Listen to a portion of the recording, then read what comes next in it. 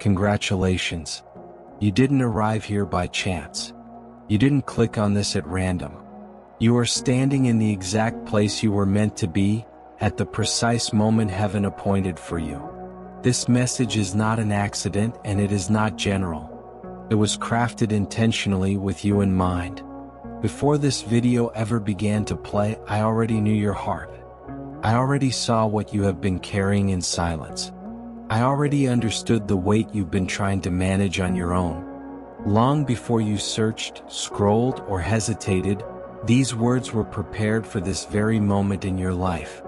This is not just another message you stumbled upon. This is not background noise while you pass the time. This is a divine interruption. Today, a decision has been released from heaven, and your name is written across it. A decision that closes the door on cycles of pain and opens the beginning of a new chapter between you and me. I'm calling you back. I am reaching toward you. And yes, I am warning you, because something precious is standing at risk, something you may not even realize you're close to losing. Do not turn away from this moment. Do not close this message. If you are here right now, it is because I chose this day, this hour, and this exact message to awaken you to something powerful. There is urgency in this moment, not because time has run out, but because grace is reaching out before loss becomes permanent. For a long time, I have been watching your heart grow tired. I have seen you striving, waiting, pushing forward without the peace you once carried so naturally. I have noticed the exhaustion you hide, the disappointment you don't talk about, the quiet frustration that settles in when things don't feel the way they used to. I saw the tears you never let anyone see. I heard the prayers you whispered in secret, believing no one was listening. I was there at 3 a.m., when sleep wouldn't come and your thoughts refused to slow down. When worry replayed the same questions again and again. When you wondered why everything feels so different now. I saw you smiling in front of others, acting like everything was fine, while inside the emptiness kept expanding. I remember when your prayers were full of fire, when speaking to me felt natural, alive, intimate. And I have seen how those prayers slowly became routine, mechanical, distant, spoken more out of habit than hunger. I watched you stand in places where you once felt my presence strongly, yet now you feel nothing at all. I saw you open your Bible, hoping for a word, longing for my voice, only to feel like the pages were silent. I was there when you sat among worship, surrounded by sound and song, yet feeling completely alone. I saw you try to fill the ache with distractions, with busyness, with noise, with constant motion. Anything to avoid sitting with the quiet truth you sensed deep inside, that something sacred was slipping through your fingers. I witnessed the moment you stopped making time for us, telling yourself you would come back to it later, that you still had time. I saw the small compromises you made day after day, convincing yourself they didn't really matter. I watched as comfort slowly replaced conviction, as the approval of others became louder than my voice, as temporary pleasures began to overshadow eternal purpose. I was there when you cried alone, wondering why the peace you once had disappeared, why the joy you carried now feels like a distant memory, why my voice, once so clear, now seems so far away. I saw you counting days, months, even years since you last felt truly close to me. I saw you remember who you used to be, the fire you once carried, the confidence in your calling, the certainty in your identity. And I saw the pain in your eyes when you realized how far you've drifted. I saw you standing in public places, smiling politely while your heart was breaking in silence. I sat with you in the car after church, when you couldn't explain why the service didn't move you the way it once did. I noticed when you skipped prayer, telling yourself you were too tired, while knowing the deeper reason was disconnection. I watched you scroll late into the night, filling the silence with noise because stillness made you uncomfortable. I saw you compare yourself to others who seemed close to me, wondering what was wrong with you. I witnessed the moment you stopped sharing your struggles because admitting the distance felt too painful. I heard the promises you made to yourself. Tomorrow I'll change. Next week I'll pray more. Soon I'll take this seriously again. But tomorrow kept turning into next week and next week into next month, and slowly the space between us grew wider. I saw you at gatherings saying the right things, playing the part, while inside you felt like you didn't belong anymore. I noticed how certain people made you uncomfortable, not because they were wrong but because their depth reminded you of what you once had. I saw the tears you wiped away quickly when someone knocked on the door. I was there in the midnight moments when fear whispered, "Have I lost him forever? Did I go too far? Did I cross a line I can't undo?" I watched you open my word hoping to feel something, anything, and walk away feeling empty. I saw you try to worship but feel stuck, try to pray but not know what to say. And I saw the fear settle in, the fear that this is just who you are now. The fear that the passionate version of you is gone. The fear that I moved on to someone else who didn't disappoint me like you think you did. But hear me clearly today. You are not here by accident. Every step that led you to this moment was guided by my hand. Every thought that brought you here was intentional. I am the God who sees. I am the God who knows. I am the God who never stops pursuing his children, even when they wander far from home. I did not give up on Peter when he denied me. I restored David after his failure. I welcomed the prodigal before he could even finish his apology.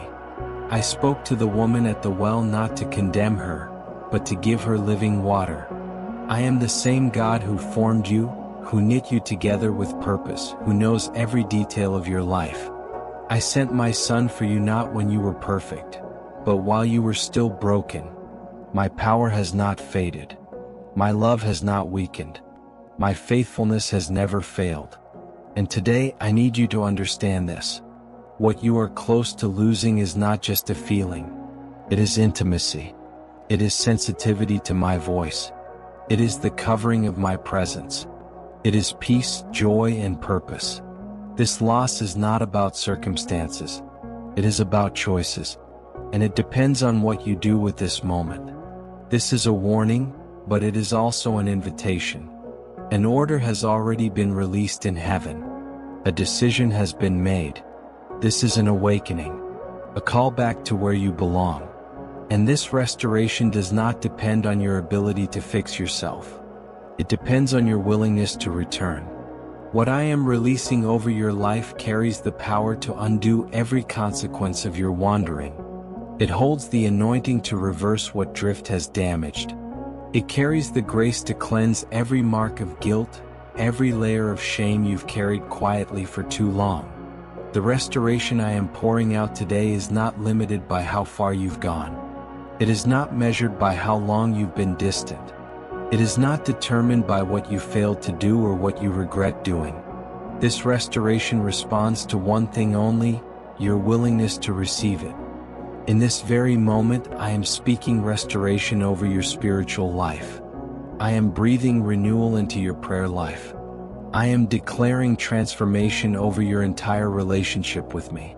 This restoration is not waiting in heaven. It is already moving toward you. It is already pressing through resistance. It is already dissolving walls you thought were permanent. It is already opening paths where you saw only dead ends. Let this truth settle into your spirit. Silently repeat it within yourself. My intimacy with God is being restored. Say it again, deeper this time. My connection with God is being renewed. And once more, with faith rising, my spiritual life is being transformed. The more you believe this, the faster it takes root. The more you receive it, the stronger it becomes. Understand this clearly: what I am releasing does not wait for perfection. It does not demand that you fix yourself first. It does not require proof, performance, or worthiness. It asks only for faith. Stay with me. Do not disconnect now. What is unfolding next will open your eyes and shatter mental limits that have confined you for years. My son, my daughter, my beloved child, I know exactly what you are feeling right now. I know the fear that rises when you realize how far you drifted. I know the shame that whispers it's too late, that you went too far, that you disqualified yourself. I know the voice that says I wouldn't want you back. But hear who I am. I am the God who runs toward the prodigal while he is still far away. I am the God who leaves the 99 to search for the one who wandered. I am the shepherd who keeps calling your name in the darkness until you remember the sound of my voice. I am the Father who never locks the door. I am the one who has been watching the road, waiting, not angrily, not disappointed, but lovingly. And today I declare this over you. Your season of distance is ending. Your season of restoration is beginning. Your reconnection with me is not something you earn. It is something I freely give to those who return. But you must choose. You must respond. You must take the step. I have seen the enemy's strategy against you. I watched how he pulled you away slowly, degree by degree, compromise by compromise. I saw how he convinced you it didn't matter, that there was always time, that returning could wait. Today that deception is being broken. That lie is being shattered. Time is not guaranteed. Tomorrow is not promised. This moment, right now, is your opportunity. The battle over your soul has been intense. The enemy recognized your calling. He understood the destiny written over your life. He saw the influence you could carry for my kingdom. That is why he worked quietly. Not with obvious destruction, but with subtle distance. Not with loud rebellion, but with comfortable drift. He wanted you numb, disconnected, settled into separation. But intimacy with me matters more than anything. And if you are still here listening, something inside you already knows this message is meant for you. Something in your spirit is awakening. Something in you still longs for what we once shared. So I ask you now, will you position yourself to hear my voice again? Commit to this path. Choose to return fully. Speak it. Declare it. Write it if you must. Lord, I am returning to you. I do not want to lose what you have given me. When you declare it, heaven responds. Let me take you deeper now. In the unseen realm, angels assigned to your life have been watching. They have witnessed your drift. They have observed the attacks of the enemy. They have waited for the moment you would remember who you are. Today is that moment. Today is when the tide turns. Today is when the battle shifts in your favor. This is not just about feelings. This is not about busyness or distraction. This is about life and death, purpose and destiny, the very reason you were born. I created you for intimacy with me. I designed you to walk in my presence. I shaped you to hear my voice clearly and follow it closely. When that connection is lost, identity weakens. The anchor loosens. The compass fades. And the enemy knows it. That is why he attacks with drift, not destruction. With coldness, not chaos. With fading passion, not instant collapse. But I am the God who restores. I am the God who renews. I am the God who brings dead things back to life. Do you remember Lazarus? 4 days in the grave. Declared gone. Declared finished. But I stood at the tomb and called his name, and death had to let go. Today I stand before the tomb of your spiritual life. I stand at the burial place of your passion. I stand at what you thought was lost. And I am calling your name. Come forth. Come out. Come back to life. Your prayer life. Your worship. Your hunger. Your sensitivity to my spirit. I am resurrecting it now. But you must respond. You must step out of the grave clothes. You must allow me to unwrap what has bound you. Declare it. Lord, I receive the resurrection of my spiritual life. I'm coming back to you now. And hear this promise. As you return, changes will begin. Quiet at first, subtle, but undeniable. You will hear my voice again. You will feel my presence where there was emptiness. Your prayers will shift from begging to conversation. Your worship will move from routine to encounter. My word will become alive again.